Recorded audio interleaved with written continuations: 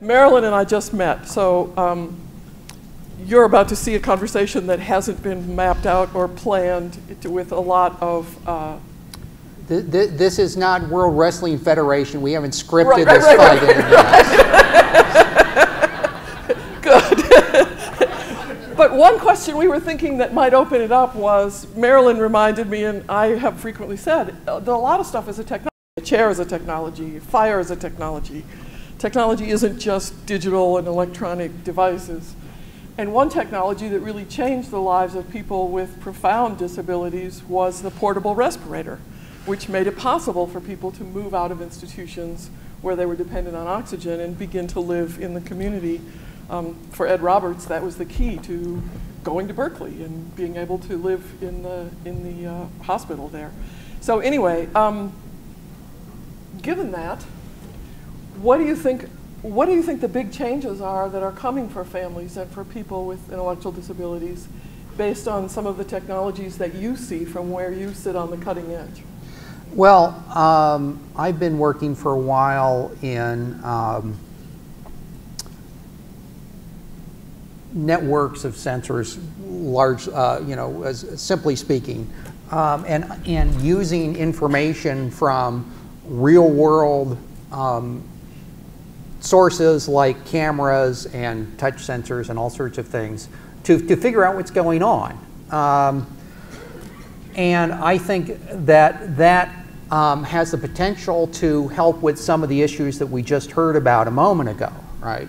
From my perspective, institutional care, no matter what its limitations, at least provided a baseline. And one of those baseline services was having staff that could keep track of things, observe, and take records and all sorts of things. I grew up in Colorado, and all of us, kids in my family, volunteered at the institution here in Wheat Ridge. And there's a big staff, a lot going on. When you get to community care, that infrastructure is non-existent, and quite frankly, from my perspective as a parent, I think that the society and the political system is basically dumped on the families of special needs people and said, "Oh, you take care of this. It's not our problem anymore." But I think that having the combination of kind of sensors that you hear about. For example, all the medical sensors that you hear about in the news, and communication technologies and computing technologies to make sense of some of that data, have the possibility of assisting families and caregivers and professionals to help take care of special needs people. It's not going to solve all the problems. But it can help, and we're not going to get rid of people by a long shot. I don't think that's going to happen, for a very long time. But just giving caregivers, families, professionals information about what's going on can be a big help. That said, this is a non-trivial problem. We don't have all the solutions yet, and it's going to take years to make systems that really, really work. And one of my concerns is that people in this knee-jerk world that we live in will try something that's obviously very simple and say, "Oh, no, that doesn't work. Let's go on to the next thing." Instead of having the patience to do the evidence-based science it's going to take over a period of years and probably decades to develop systems that are actually useful for people who are who are giving care. So let me make a couple of assertions. Providing support to vulnerable people is one of the core responsibilities of governments, and not just ensuring that people have their personal networks around them who will take responsibility for them, but actually providing some of the things that Dr. Parrish was just talking about. Is it possible that we can, as a part of going beyond assistive technology, as Claudia just mentioned, is it possible that we can begin to think of technological supports as something that will change advocacy? I think that's what we have to do. I think we have to begin to be able to use data to make arguments to governments that are very clear and compelling and compassionate and not based on the voice of a paid advocate who some people have and some people don't have. But if we could have data that would help us understand what does it mean to be caring for a child with multiple disabilities in the poorest neighborhoods in the United States. And it's not just the characteristics of the families, it's the neighborhoods that they live in. And poor people tend to all live together in poor neighborhoods where there just aren't supports and stuff doesn't exist. I mean, part of me, after many years in government and many years as an advocate, I've been told to tell my story, tell my story, tell my story. But the plural of anecdote is not data. Right. And we're just not getting through to government or to citizens or to our fellow man what we're really up against. They don't understand what it means to go to bed. I was in a meeting the other day and someone said they had a new baby and they hadn't slept for 3 months, and I was biting my tongue because I love young mothers and I think young mothers are wonderful, but I wanted to say, try 26 years. And that's what it means. It's cognitive support for the parent who's been awakened by a scream at 2 a.m. in an unpredictable way and doesn't know how are they going to reach out to, how are they going to support their kid. Believe me, you don't think clearly at 2 a.m. when you were awakened by a blood-curdling scream. You just don't. And I think there's so much in terms of how do we really try to convey to people what it is so that they don't see people with disabilities as takers or as you know, people who are just using, I don't know what some of the phrases are, users, takers, all of that political jargon. But how do we use technology to help tell a story about what people really are up against in their lives? Well, I mean, part of me says that technology isn't the issue because persuasion, you know, has with a lot of people has little to do with data, particularly when you're talking about populations like politicians who don't think in terms of the scientific method. Okay. I'm serious. No. Look, I'm serious, and you know, I've done some I've testified as an expert witness in patent cases, and fundamentally, that's a similar example where you've got history majors deciding on the nature of an invention, okay, which is very scary if you're an inventor. And we got the same problem in politics. So I'm not sure. You know, I think science can help. I don't think it's the whole story. I do think that stories are going to be part of it. I know that my friends, I've had to explain to my friends, yeah, your kids grow up. Your kids leave the home. You can stop worrying about them. I can never stop worrying about my son. Okay? And I have to project my concerns and my care for my son beyond my death. Okay? Which is the biggest problem. And quite frankly, government and the political system don't make that easy. Okay?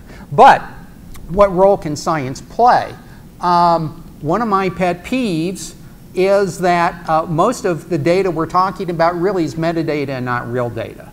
Okay, and that's where I think that the explosion in sensing and computation and communication plays a difference, right? So most of what medical professionals deal with, therapists deal with, Medicaid deals with, is written summaries. Somebody watched something, looked something, and wrote something down, and that's what the other person deals with. Okay. If you're designing a car, that's not what you deal with. You have a screen and you look at waveforms. You see what's actually being measured on the car. Okay.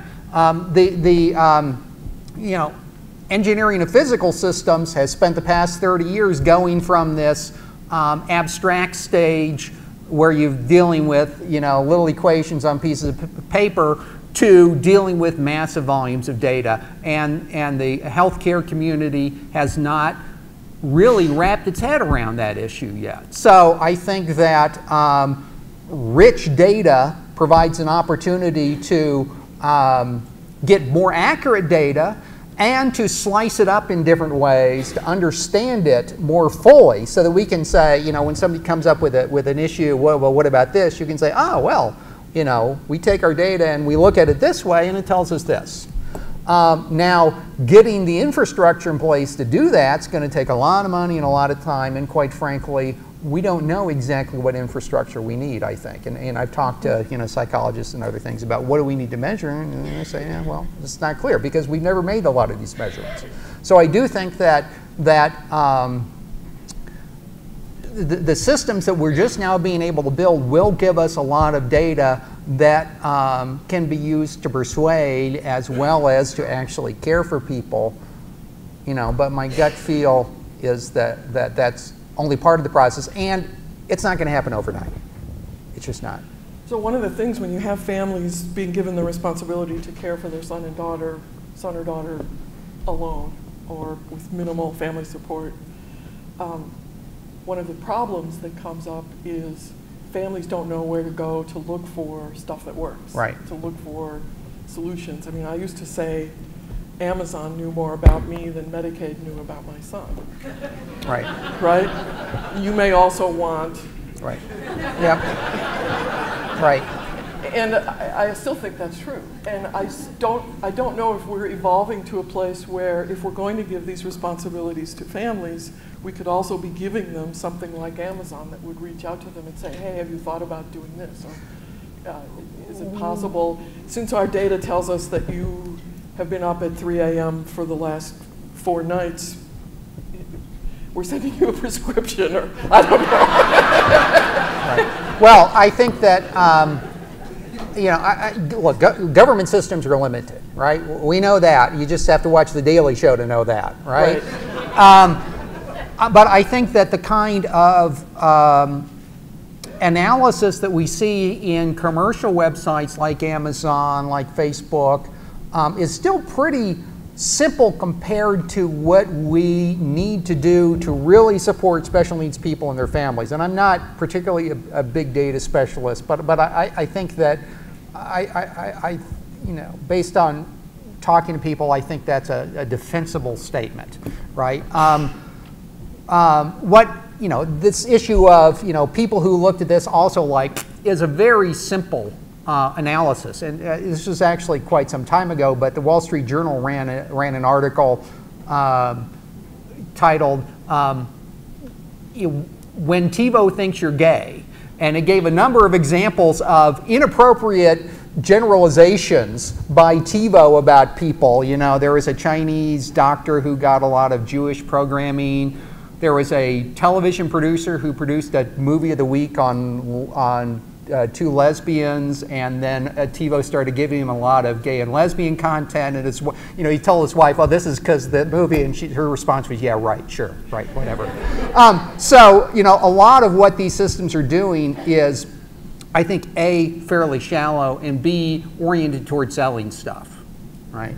And I think that understanding the disabled and their families is going to require a broader range of data, a stronger analysis to understand the relationships between the different pieces of data, you know, their physical condition, you know, their meds, all sorts of things, and to look at data over long periods of time and at multiple time scales. And those are, you know, I think technical challenges. We don't have turnkey solutions to do that. It's not just an issue of let's take Amazon and you know, change a couple lines of code and we've got a system for special needs. Yeah, and I think you and I agree that the problems of using big data around disability in government far outweigh the non-trivial technical problems for a lot of the other things that we're talking about doing. I mean,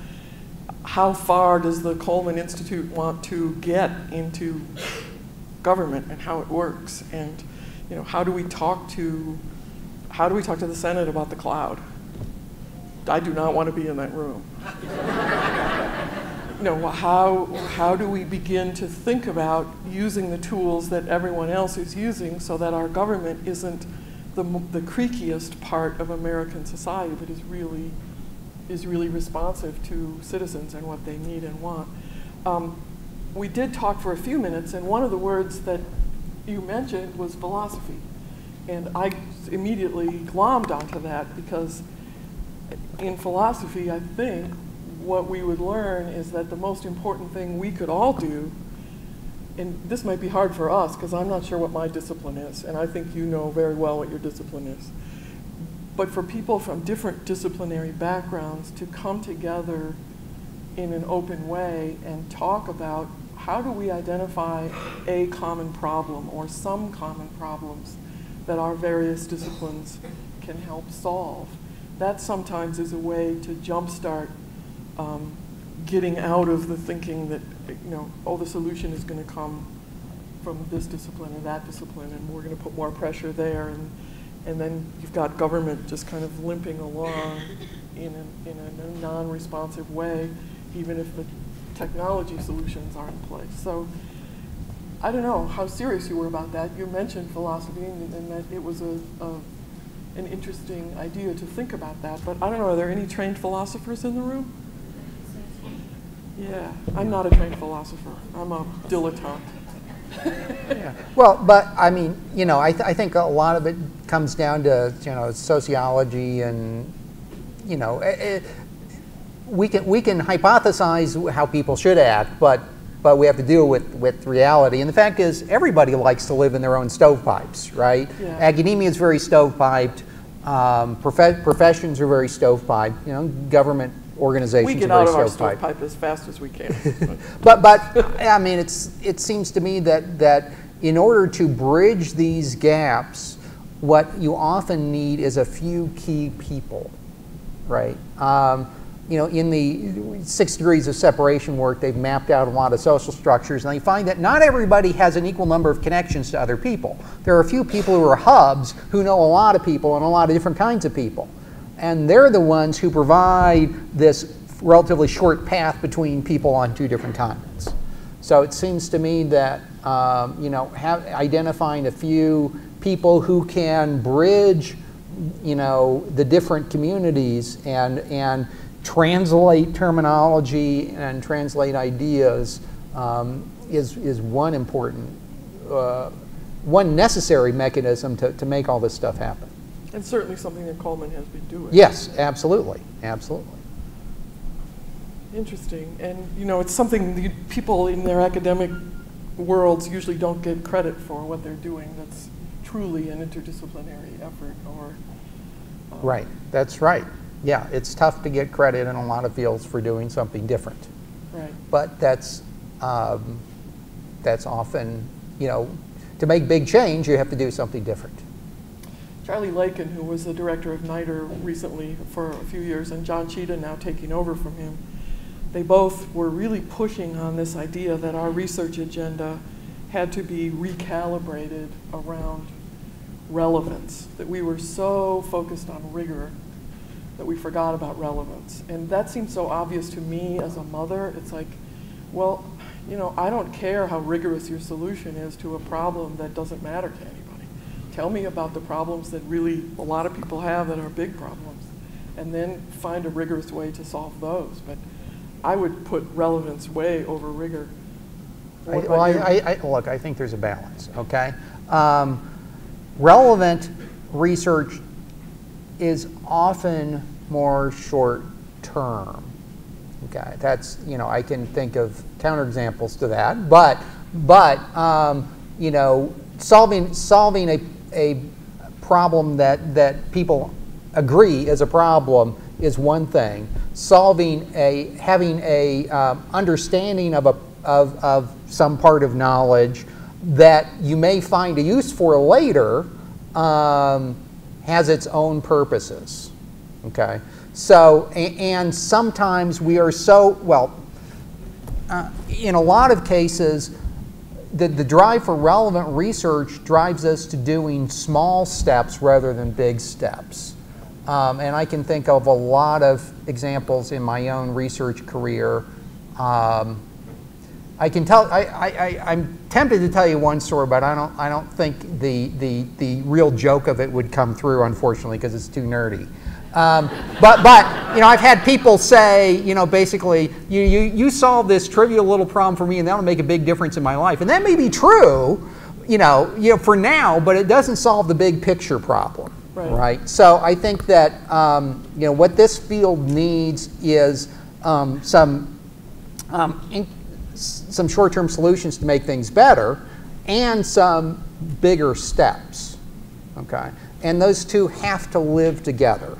Okay, if you make too big a step, you may mess things up and do something completely wrong.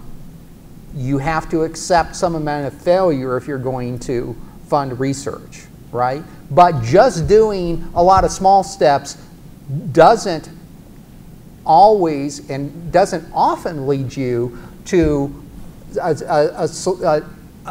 something better that's very far away. Taking a lot of small steps often causes you to walk in circles. And relevance is hard because, I mean, I never wanted an iPhone. I didn't have any conception of what that was. Now that I have one, I know how to use it. It's not a conceptual thing anymore. It's a real thing, and of course I want it. But somebody had to deliver that possibility. Somebody had to bring it out and say, what about that? How do you like that? And I think for most of us, we're not interested in creating the technology or trying to analyze what the possibilities might be. We want somebody else to bring it to us and say, ha, here you go, look at that.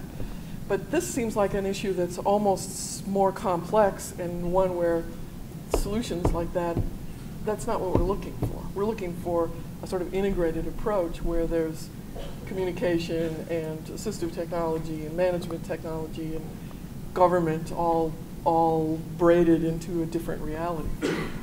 Is that? That's why I think we need a big solution. And that's not going to come by just a bunch of random small steps. Okay. Yeah, you know, from my perspective, I think that the move to community care is you know, the government punting. Yeah, I think there is a very solid reason to not like some aspects of institutional care, but I also think it was a way for government to punt on its responsibilities for a lot of things. And I think that we're going to have to radically rethink how special needs people are treated. And that's going to require policy changes about, you know, related to poverty. Yep. It's going to take self-direction. Well, yeah, you know, solutions about how do you figure out what to do, right?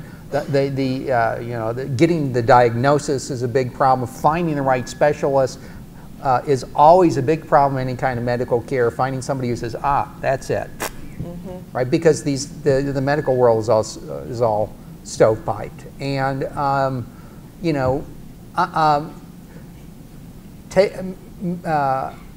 gathering data and making use of that data is part of what we need to do, but it's not the whole solution. Great. We survived. Great.